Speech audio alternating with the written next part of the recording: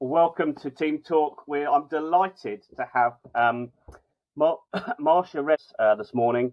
She is a master certified coach, and she's really passionate about teaching, engaging in personal, powerful conversations that really connect people, influence, and more importantly, activate change. I believe she's also president of the International Coaching Federation, and she's written 5 best-selling books, including the one you can see behind her there, Breakthrough Coaching, which I believe is your latest book. Is that right, Marcia? That's right. And I'm not the current president of the ICF. I was the 5th president. Yeah. Okay. I don't want to take there's that honor away quite from a few of someone. your credentials that I haven't included. The list is quite extensive, so we're delighted to have you with us. Great, thank you. So today we're really going to be talking about developing your leadership impact, really to try and get people to accelerate change and increase their engagement using a coaching approach. Hence having Marcia here, because that's definitely your area of expertise. So why don't we start with that, Marcia? Why are you so passionate about coaching and continuing to keep it alive? Well, James, I taught leadership and communication skills for companies. I ran training departments for 16 years, and I fell into the job. It wasn't like my first focus of my academics, and I just ended up in a training department, and then she dropped the whole thing in my lap, and my first assignment was leadership training. Okay. And I had to figure it out. I'd never been a leader, so read a lot and worked at it, and then designed some programs, and they were okay. But from that point, I started getting very curious. How do I really make training work where people are not just enjoying the moment? It's like edutainment. Let's laugh together and do things, play games, and then they go back to old behavior. And so I ended up getting a second master's degree in instructional design and adult learning. And from that point, I got very, very curious about what changes people's minds so they actually sustain change in their behavior. Right. And I kept going to classes and learning and trying and studying and attending meetings, and it got better. But still, every time the people, they learn something, they try it, and if it got awkward, they go back to old behavior. And it wasn't until I found coaching. I watched a demo. It was the day I resigned from my last job, and somebody sent me this article about this new thing, coaching. It was 1995. And I'm like, well, this sounds interesting. And when I watched the demonstration, I said, something else is going on here. Right. And so then that inspired me to actually get my doctorate and to study more about learning and the brain. And it was fascinating to me, the difference between telling people what to do and truly coaching them to where it impacts their creative mind, which, once you spark creative insights, then that actually changes your wiring, and you then act with more confidence. And even when things get awkward, you commit more to the change. So I thought I found the sweet spot with coaching. Is that when you talk about creative mind, tapping into that rather than telling them? Is that part of the secret to this long-term change? Absolutely. When you tell people something, you're just using their cognitive brain, and the memory in there is short-term memory. Yeah. Let's look short-term. It means it doesn't last. And, when you go to sleep, James, your brain actually throws out 80% of what you heard, you read, were told during the day, because you can't, retain it. And unless there was a big emotion attached to what you were told, it doesn't implant into long-term memory, which is in the middle brain. So, and then when people try to recall what you told me, I may remember bits and pieces, but I'm going to restructure it in a way that probably I'm going to remember what you didn't say. you know, and then I disappoint you or anger you because I don't do what you told me, but I don't really remember it. So it's actually the least effective way to teach is to tell people what to do. And it pacifies the brain. So either they comply or they rebel. And it doesn't really change the wiring. Yeah. Lie or rebel. Yeah. And I guess ultimately we don't like being told what to do either. No, we don't. You know, I always ask that of my classes, like, who absolutely loves being told what to do? Nobody raises their hand. You know, and they may say, well, if I absolutely do not know what to do and I need some guidance. Okay, on that, you know, in that moment, that's the only time. So, yeah. Yeah, and I think that's quite an interesting one for leaders, especially new leaders, to identify, isn't it? Mhm. I've come across new leaders, new managers, and Yeah. part of their challenge is kind of letting go.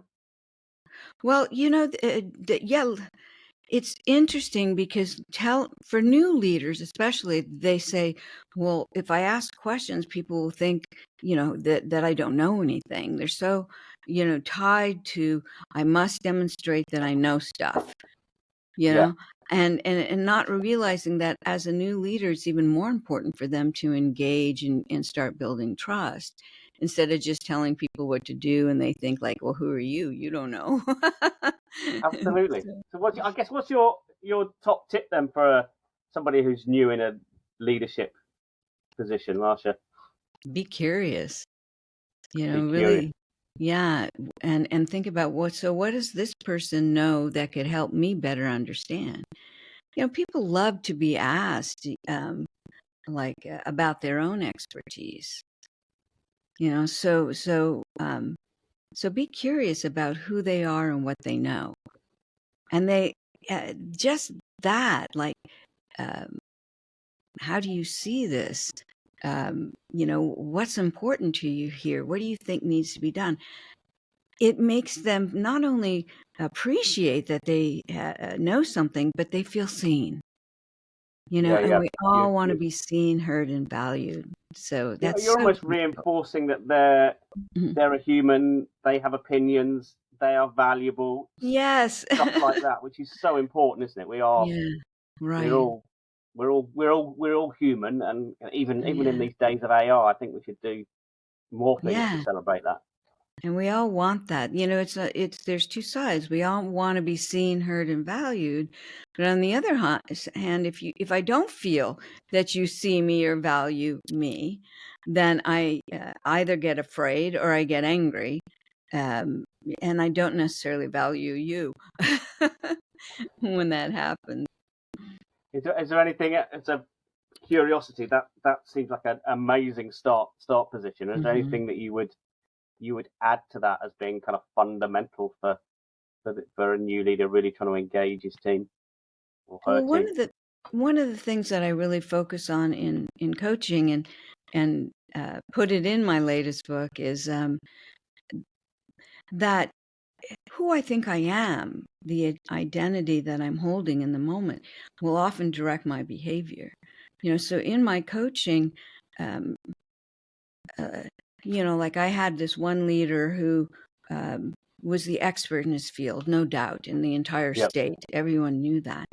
But he was put into uh, a leadership team with other leaders at his level because it was time to come up with some creative solutions to a problem. And this is about moving water in Arizona in the desert, you know, and they needed to be a Yeah, bit creative. Well, he'd absolutely. always, yeah, was interrupting and telling people, yes, but, you know, based on this, blah, blah, blah, blah, blah. And he wanted to be promoted.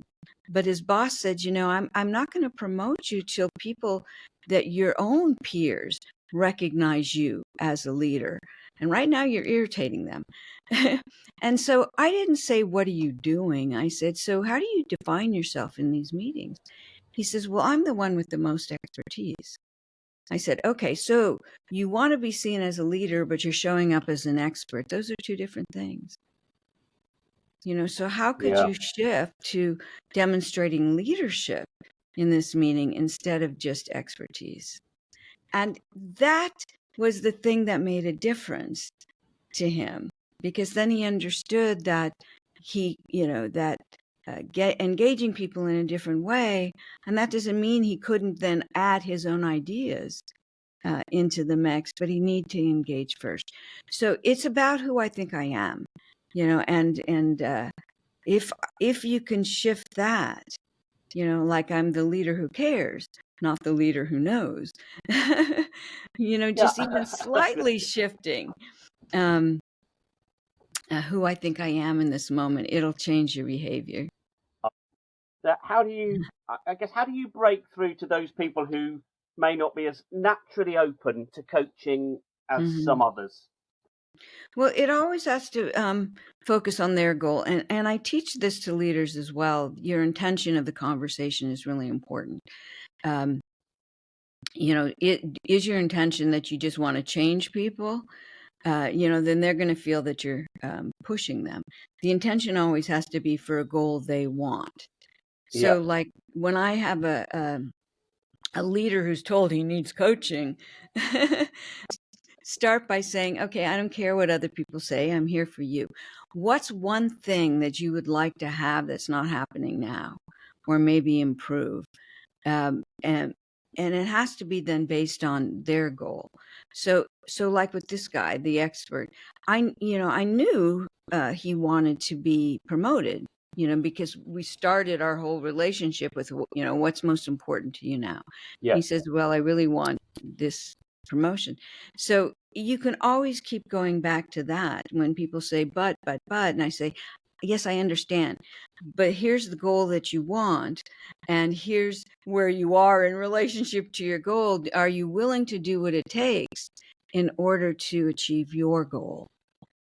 So it's theirs, not my goal. I want you to change. You got to meet your KPIs. No, It's I always their felt, goal. yeah, you kind of, you've almost always overstepped the line, haven't you?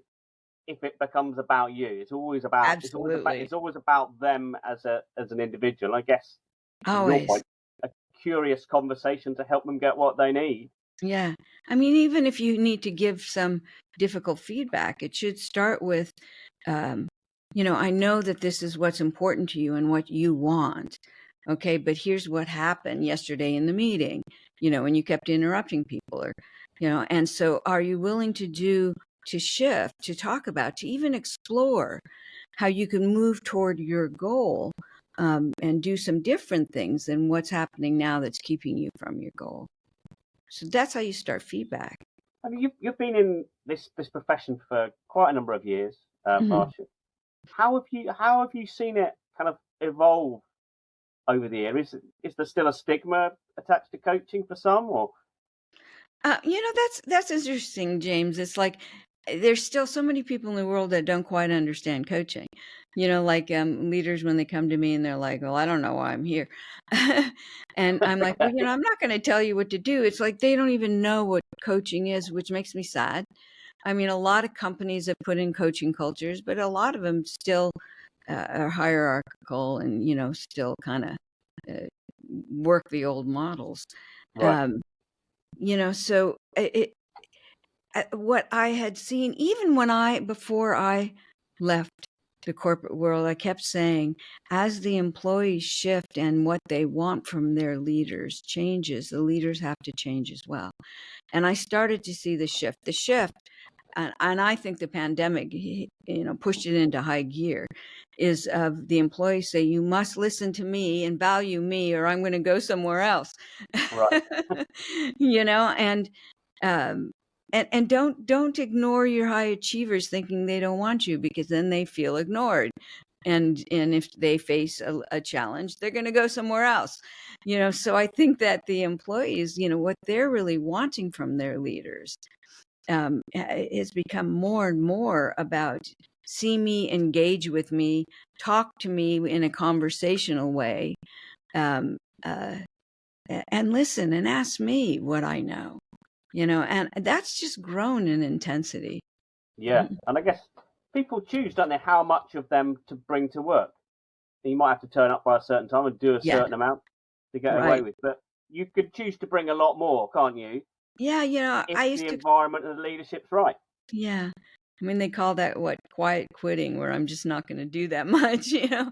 Yeah, But yeah, I always called it the discretionary effort. Okay, well, people will do their jobs. You know, leaders always say, well, that's their job. They should do it.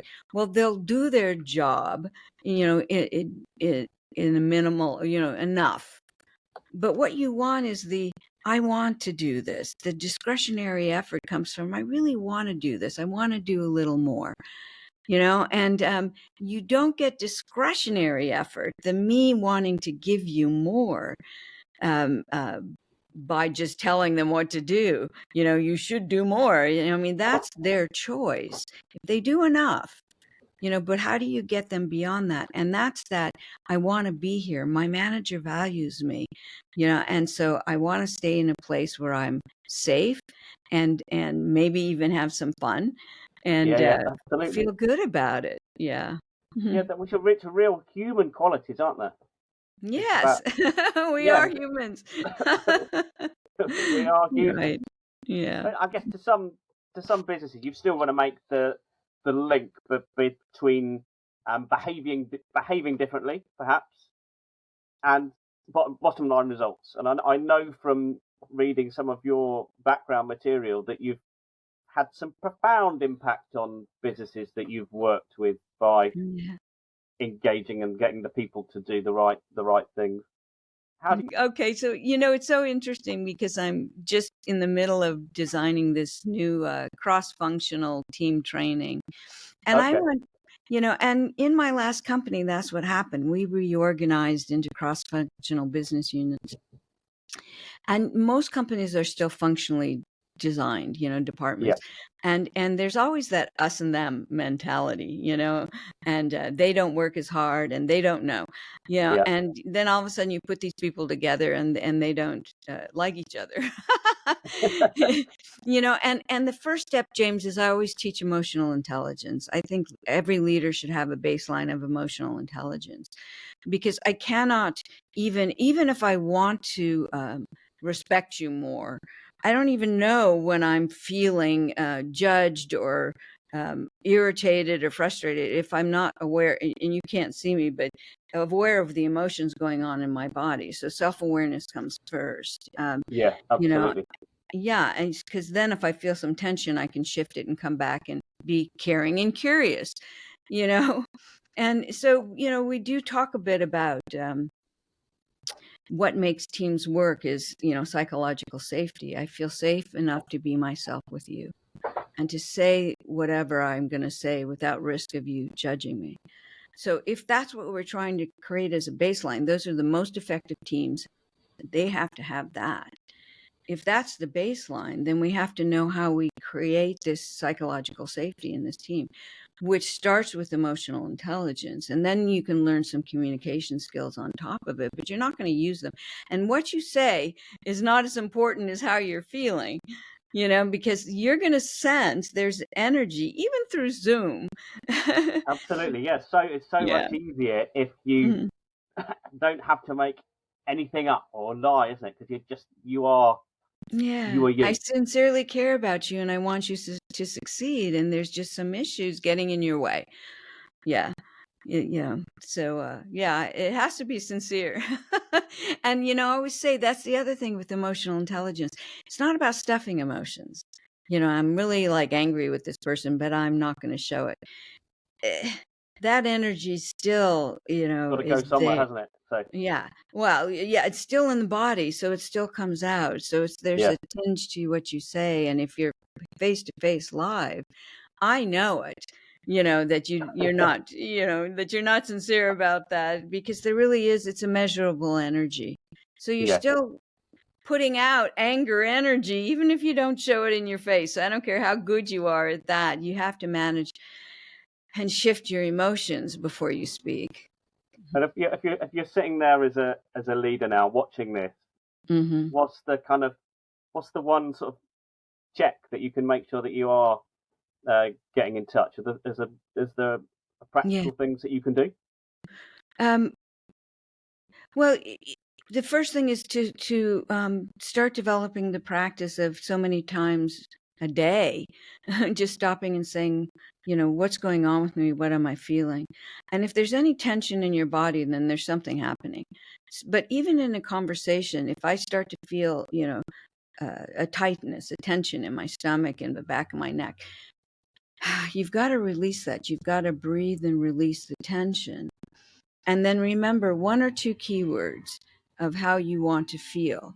So, again, caring and curious, or calm and courageous. And James, I interviewed a bunch of very well-known professional athletes. Like, it was, I don't know, 25 years ago, I was asked to do this program on how do you get in the zone when you're under pressure. And they all said, it's not about self-talk. You have got to breathe, release anything, any tension and any thoughts, and focus on your center. And just remember why I'm here, and then in emotional intelligence. So, you can't just stay present though, but the golfers taught me this. You only get one, maybe 2 swing thoughts. So 1, maybe 2 emotions that you want to feel. That's it. That's all you can think about is what you want to feel, and you breathe it in. So, Okay, a really good tip. I also like that thought of, actually, I guess if you are newer to doing this, then just constantly asking yourself, oh, what am I feeling at this moment? What am I feeling? And what do I, frustrated, or angry. If you want to be angry, you can stay angry, but choose it. So, yeah. And we all have, including me, blind spots, don't we? Mm-hmm. I do quite a lot to help people find those. What do you do to help people really discover what their blind spots are? Well, I think that's one of the reasons I'm passionate about coaching, because, a blind spot is exactly what it says. It's a blind spot. It's something you can't see. Yeah. And we're not good of analyzing our thoughts on our own. We're absolutely not good, because what happens is your brain stops you, because it doesn't really like to not know. That's the thing. It doesn't like uncertainty. It likes to confirm what you think you know. So we're more apt to rationalize and confirm our thoughts. So that's why asking people questions. So instead of telling them what to do, just to say, so walk me through, what you were thinking that led you to that decision, so I can understand your perspective, and we can work from there. So just by asking people questions, it's like we call this in neuroscience being an external disruptor. Yeah. That I can disrupt your thought patterns to where you start actually looking at your thoughts out here in a way you can't do for yourself. So in the questions that I ask, that you can, when you see your thinking out here, you can start to see that those blind spots, the gaps in your logic, like this doesn't make sense compared to this. Or, every time somebody says should, I say, who's saying should? Is that you? Yeah. Or other people? Yeah. Is there something else that you want to do? Yeah. Just simple questions like that people can start to see, behind the curtain. So that's why I say it's really important to have someone, even if it's just a trusted friend that will ask you some really good questions to help you think. That's the best. How do you make it easy for somebody to start asking the right kind of powerful questions? I don't even say focus on the questions. I talk about reflective inquiry. It's the reflection that's actually even more important. That, I just say, you tell me how you see the situation, and then if I can summarize it concisely. So what you're telling me, so you'll hear me when I coach say a lot. So let me just see if I've got it. So what you're telling me is this. It's the reflection where they start to look at their thinking like, oh, I said that. Yeah, that doesn't make sense, So the question that makes it powerful is actually a very simple question. You don't need to memorize questions. It's just, okay, so is there any other way that you might look at this? Or so when I said, so what was it that brought you to that decision? Can we take a look at that? because they probably didn't think about it. If you were wrong, what might else, what would happen? What would you think about then at that point? So there's, it's the reflection first and the follow-on question Yeah, that's because most you're digging, aren't powerful. you? You're digging it, but in a very, I guess, safe and nice way for the other Yeah, person. because they said it. I don't interpret. I use their words. Yeah, And now I may encapsulate. Like this one guy was telling me he was able to do good work, leave companies, go to another one. He liked the new challenges, but he was struggling of why he couldn't do that at present.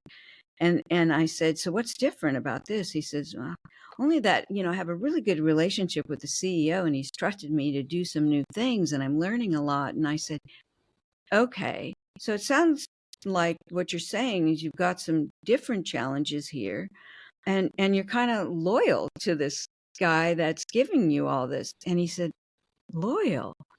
I've never been loyal before. okay. And I was just kind of the way he said it, it sounded as if he had an attachment to this leader that he never had before. So I could even say there's something, about your relationship with the leader that's different. I could have just even said that. What is that difference? But he didn't, that was a blind spot for him as to why is it that I can't leave this job when I've always left other companies, and moved on. So it's always in the story that they give me that I'm Yeah, listening for the keywords and listening for what's important to them, or maybe a fear, a doubt. Anytime they say "but," they're going to tell you what they fear after the "but," and just say, "So this is what I heard you say," and then ask the question. And it's really that simple. And so even when I teach leaders coaching skills, always tell them, I'm not going to make you a coach. I just want to give you some coaching approaches that are simple for you to change your conversation, you know? and listening is a key part of that. I think you talk about Oh, 3 types of yes. listening. Is that right? Yeah. And, get out of your head, really listen. Don't be analyzing what they're saying. I always say thinking's the enemy of the coach. Tell you Yeah, I what's mean, because really in they're their going to head. tell you, and you're going to hear it. If you're fully present, you're going to catch the key things. And if they're going on and on, just say, do you mind if I stop you just for a moment? I just want to make sure I'm tracking with you. And then you summarize.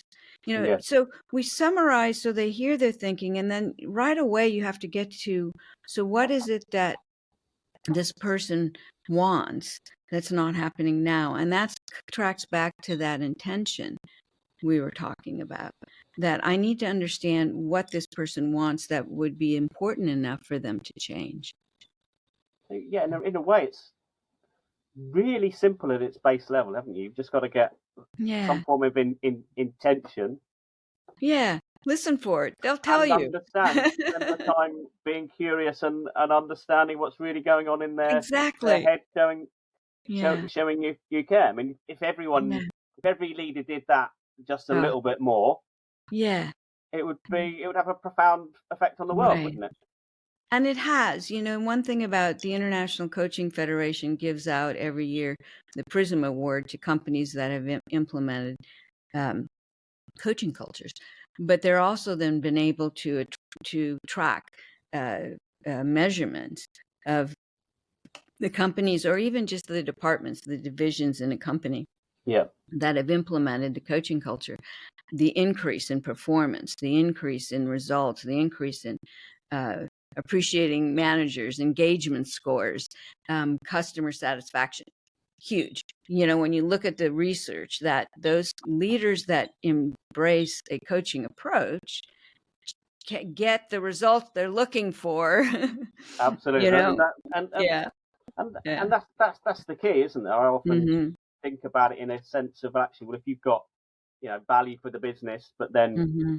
value for the people that work with you, be it Yeah, joy or satisfaction or whatever, you're yeah. going to have a very great win-win, aren't you? Yeah, absolutely. And let's just make this an enjoyable place. you know, that we appreciate each other and, we enjoy each other's conversation. Wouldn't that be nice? So, Absolutely. yeah, And when I first started studying emotional intelligence, and looking at uh, emotions of fear, anger, disappointment, frustration, they actually, they show up in the body. Blood flows goes to the large muscle groups, and they have a biological reaction, which means it decreases blood flow to the brain. yeah, And the things that increase blood flow that make me more creative, productive, are I feel appreciated, valued, and the greatest emotion was fun.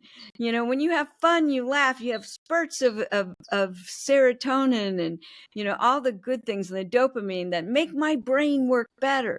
And I remember my boss once saying to me, he came in, and I was with my team and we were laughing, and he said afterwards, he goes, work isn't a place to have fun. You're kind of wasting time. I'm like, I didn't have the statistics then, right. and I remember reading that, and I said, oh, I wish I could have shown him that we were actually going to get better results because we were having fun. So be curious and have fun, And have fun. and get better results. Yeah, you have more solutions, better performance, and yeah, and again, that comes back to that discretionary effort. I want Yeah, to give more because I really like being here. And it's fun doing the work, not going off and playing games somewhere else, like that. They have found that doesn't work, that I have a game room and people can go play. Then they just go play games. They're not working. But yeah. fun 'Cause it's together, got to be part part of of the the work. experience. Yeah. Even when I started uh, public speaking and speaking to large, thousands, big groups in conferences, I had a little sticky note and I put it on the podium. I don't stand behind a podium because I'm too short. But I would put it in my view, and all it said was have fun. Because if I Absolutely. had fun on the stage, everybody would have fun and they'd think I was great. Nice. And it always panned out in terms of audience, reviews and book sales. That Absolutely. yeah, and I was still giving them, their takeaways, the things that I was hoping they would learn, but in a way, telling stories, and in a way that really engaged. So fun is huge. We have to remember that. That's a really. Look, I could speak to you for hours. You've got so much insight, Marcia. What just quickly, is there? I know you've got 5 of your own. I'll remind people of those in a minute. But what would you recommend if people want to learn more about coaching? David Brooks, How to Know Person. This is fabulous. It just came out, and it's such a fabulous book about how to really see people, how to have them feel seen. So I've just taken so many notes, and it's so useful. So definitely, yeah. Fantastic. I will certainly add that to my list. I'm quite an avid reader Mhm. myself, and I haven't yet read your new book. Breakthrough Coaching is your My new latest, book. yeah. Do you Yeah, want to just thank you. tell It just people came out January 30th. So, what yeah. what's that got in there for people, Marcia? Well, because I'm constantly learning and I want to share. So, it's just the deeper way of using coaching skills. So, like I said, like, how do you really coach to somebody's identity? How do you really drill down to what's most important to them right now that they haven't even articulated themselves? So, it's just taken the coaching in a deeper way, not harder, but just a full understanding of what it is I'm trying to do here that's going to create that sustainable change in people. So it's just the latest of everything I've learned since my last book, Coach the Person. Um, Excellent. yeah. And if people are just discovering you, so if you've got Mm-hmm. if I'm a new leader and I'm Mm-hmm. starting to coach my team and engage in that, are they better off starting with one of your other books? Um, actually, Either one. I think I actually wrote the book, The Discomfort Zone, for leaders to Okay. have difficult conversations. So that one has a lot of case studies of business situations on how you would use coaching skills. So they may look at that and then follow it up with either breakthrough coaching or coach the person was the first one where I was really digging into and trying to demystify coaching and make it simple. So if they are looking to really step into coaching skills and coach the person, but if they really want to see a lot of examples of how leaders might use this, then I think the discomfort zone would work. Fantastic. Yeah. Thank you very much, and thank you Hmm. very much, Marcia, for joining us today and sharing your wisdom with fellow leaders. Oh, Thank you well, very much thanks for indeed. asking me, James. I appreciate it. Pleasure to have you. Thank you.